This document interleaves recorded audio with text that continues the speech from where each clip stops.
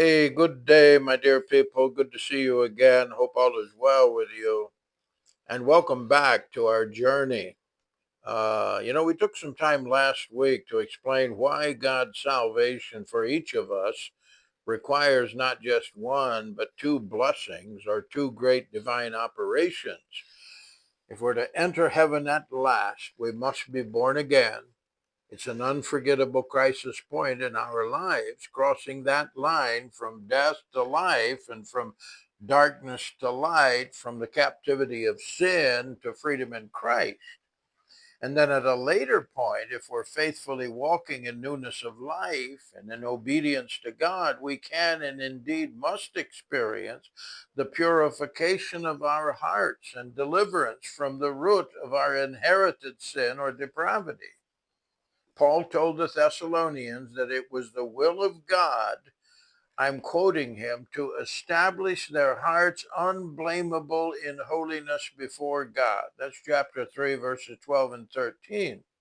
Not flawless, but truly purified in heart. It was a similar manner that he wrote to the Corinthians, for example, and he said that they must, quote, cleanse themselves from all filthiness of the flesh and spirit, perfecting holiness in the fear of God. My friends, let's be clear on the fact that it's the privilege of every child of God to live every day in obedience to God without the bondage of sin under which we once lived, but it's also our destiny to be purified in heart so that the root of sin within us that manifests itself in those unwelcome and unchristlike tendencies toward self-centered pride, jealousy, fleshly anger, love of money, those things can be rooted out of our lives. And that's why in chapter 4, in this first letter to the Thessalonians, Paul makes two strong statements in verses 3 and 7. He says, it is God's will that you should be sanctified, that you should avoid sexual immorality. And in verse 7, for God did not call us to be impure, but to live a holy life.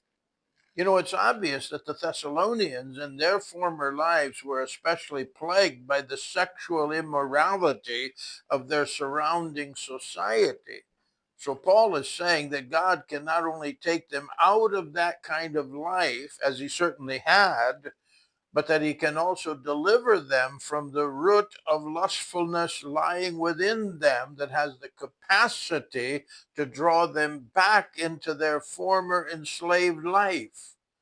Paul's culminating prayer in 1 Thessalonians chapter 5, and that is what I want to talk about more seriously at our next time together, is that they would experience a deeper sanctification. He pours out his heart to these great Thessalonians to be sanctified wholly or entirely, thoroughly.